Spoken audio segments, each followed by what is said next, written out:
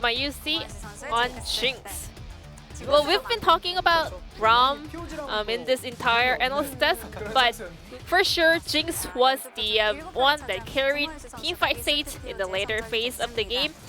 Well, it will be Viego and the Rise locked in immediately. Just going to probably be, and that is a Nidalee, as it looks like we're going to have a mid-Lee Sin.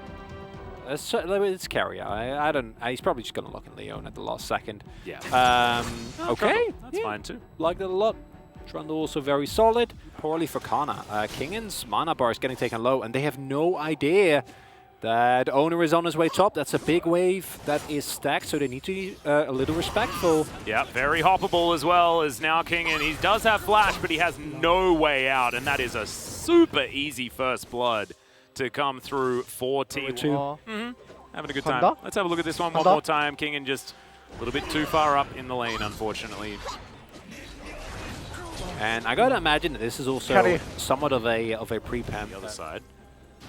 Not the end of the world. There's the kickback. Spear is going to miss as Faker is able to walk out of it just quickly enough. As there's the Realm Warp, and Faker is going to just walk out with 110 HP back towards that pit area. As Jun's going to go in, looks for Gumayusi, who's going to flash that wall immediately, but Pyoshik just dives on in. That's the execution with the takedown, and the Ezreal is dead. Now T1 immediately diving towards Shell. Or have been finding on the bot side. It's so big. Comes down, Graviton's fantastic. Cannon Barrage connects as well. Like you mentioned, absolutely no heal available as Jun tanks up the turret beautifully. Carrier now in so much trouble, and that is going to be another one for Into having no control on the bot side jungle, but Gumayusi and Carrier don't really have the clear available. Taeyun and Jun are continuously using the pressure that they have. Call down Pyoshik, who's been involved in every single gank so far. Yeah, first couple of spears don't hit, as it will be Taeyun and Jun. For DRX in the early stage, the Aphelios Thresh may be deserving a little bit more respect. You already mentioned how good Jun was on this Thresh, and they just comfortably grab this kill onto Gumayusi and continue it even after the teleport. Yeah, this should not be a shocker. This time, you can't miss a spear when there's a Graviton ultimate, fortunately. So nice move like Vigil there, and the Cannon Barrage just to make even more sure that both of them are very, very dead. Fire, absolutely love it. As T1 looking for this inner turret, they do love getting these early inners. As True Shot Barrage actually doing a lot to deter DRX from the defense spot. Oh yeah, as Faker is gonna. Oh! Yeah, not going to be able to get back into the Realm Warp this time around, as Faker's just going to get taken out. This time, Jet is going to get the entire series as True Shot Barrage. That pillar. Going to do a fair bit of work as the steal comes through. Oh no! And now T1 looking to try and defend the eye to keep their turrets alive. Spear is going to miss as there is the pillar. That's a good Narbar for Kana. He has an opportunity of trying to go in, but now he doesn't, as the barrel and the spear are going to connect. There's Cannon Barrage as Jet's going to pick up the eye, looks for the Q, but does not find it. That's all point for a team. You just need one good play. Yeah, and then it all goes pear-shaped. Oh, well. What? What? Yep. 야, 이거 눈가름 먹어야 되는데? Control of it, as now he's hit critical mass. Taeyun's going to take a bit of damage, and that is going to be T1. Locking this one down, kind of looking for his opportunity, but maybe he's overextended. The spear connects onto Faker, and now he can't go in. DRX actually playing this so beautifully, waiting to land all of the pokers. The Gnar is going to lock down Jet, who just overextends himself. Bit of a disaster there, unfortunately. As Owner now turns into a Lee Sin. Spear, oh, I mean, just to not get murdered by those spears, right? Yeah. Like, the amount of pressure that comes through is immaculate. And Kana has flash available here, right? So if he wants to, he can actually go in for a multi-man flash. But the call here, I think justifiably so from T1 is like, we don't actually want to fight. Like, we got the objective. We just want to get out of here. Yeah. And then you see the splash damage combined with, we talked about these spears a lot, but they would have, but not looking too hot here in this game against DRX. Oh, we're going to find an arrow into the wall, onto the Thresh. Jun just going to get exploded.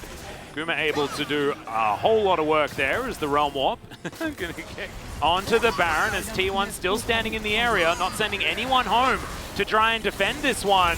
Teleport's available for the Gangplank as DRX can try and fight this one. 4v5, they can try and employ Baron to help them out there as Jet possibly able to get in, gets the kickback onto Canna who has the Mega Gnar, but it is going to be Ona that locks this one down. Now Jet's in trouble. Good wallop onto the Lee Sin as a lot of damage is being taken here from T1 as Faker, no flash available, avoids the spear as the Nexus turrets are being sieged. The empowered backs are going to get T1 to safety, and I guess my question is, was it worth it? Control ward goes down, avoiding the traps. T1 grouped up as 5 once again. Kingen doesn't have his cannon barrage available just yet. As Guma goes in, that's a lot of damage on to Kingen. True shot barrage is going to go wide, but it is going to be a secure of the Mountain Drake. Right, like, doesn't matter what the series, doesn't matter that you're out of playoffs, you need to try and find a way to win this one game that is ahead of you, as when T1 are able to pull the trigger, they're fine. But then this play here shows how much power is available. The fact that Carrier doesn't die is insane. And gets into King's tribute range and gets all of his health as the Baron dies. That's very unfortunate for DRX. Disgusting, right? Only Faker never really gets out there. And while this is happening, like we said, you are going to go towards the Drake. I love this. The evolution of T1. Giving away the Baron so they can deny the soul. As it's not normally what they would do. As, okay, let's see whether Ona is going to be able to pass the score test, and does so by waiting out the cannon barrage. Everything, really. Yep, just means that if you've got 6 items, you can still put wards down, as Guma is going to Arcane Shift to get himself out of the way of the cannon barrage, but now it's just the immediate turn onto the Nidalee, and T1 will just blow up! There's members of DRX that are here, but there's just not enough, as now T1 are going to barrel down the mid lane. And Kingen invested the cannon barrage, but there was no one there. They weren't ready. I don't think they saw this immense amount of re-engage coming through, and now they might just look to end the game. Immediate flash out from Kingen, who gets caught by the trophy. T1 continuing to push forward. True shot barrage will land onto Jet. One cannon. Yeah, they're going to try and keep these minions alive as best they can. And remember, this is 37 minutes into the game. Teleport to keep the minion alive as Jet's going to go golden. Faker just going to stand in front of him. The kick is going to do not a whole lot as Faker tidies up the Lee Sin. And they're just falling like bowling pins. Guma just going to be arcane shifting forward. Kingen going to be taken down. And DRX, they had all of the control. They were absolutely winning until their Nexus exploded before their eyes. One moment of weakness is all it took for T1 to take control back over this match. But man, DRX with a valiant effort, more than could be expected, and a reason for T1. We see the decisiveness that has really not been there since they were playing on the back foot the entire game. Come through there at the very end. That story was a rocky road, to say the least. And now I'm hungry. Rocky road, delicious. I had a great counterpoint, but now you're talking about ice cream. Sorry, now I completely forgot it. Like, yeah, I would love some cookie dough as well. Wouldn't mind that at all. As I do agree with you here, I think that it is important to identify that both when it really came down to it, T1 found both the execution, the presence of mind, and the decisiveness that had been lacking for them, and were the exact reason why they lost games like that in the previous one as well. 이거 갱플 화염금 터쳐야 된다. 나 기둥이거든. 야 그럼 라인 천천히 미는 거 생각해. 억대기 때. 기둥. 노플. 안 젖었다. 잡았어. 해보자. 야 이거 나 미니언 텔대. 술통 잘 깨야 돼. 미니언 텔대 나 미니언 텔. 술통 잘 깨봐. 나 미니언 텔대. Protect the wave. I love the minions. Protect the minions. 미니언 텔 할게 이거. 미니언 텔. 위에 거. 아 쳐봐. 위에 거. TP. 천천히. 쌈 봐야 될 듯. 쌈 보자. 이신. 왔고 천천히. 야 끝날만해. 왔어. 술통. 나이스. 안돼 깨봐. 나 본진 막을게. 깨봐. 막을게. 해봐. 깨봐. 퍼져. 아이고. 나이스. 나이스 잘했다. But Cannon's just laughing his head off. 수고하셨습니다. GG. Then just saying good work at the end. And have a look at that gold graph. It's a painful. That isn't a highway robbery, I don't know what is. Although the gold lead was never really a big one, as it will be Faker on the rise.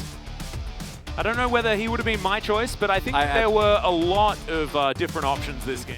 DRX honest, but as you said, this was the play that actually won the game, and it was very much a team effort, both in good and in bad. Yeah, it most definitely was. As of course, Gori's still well and truly up there, as this was an eclectic mix of votes, as there were 4 votes for Carrier.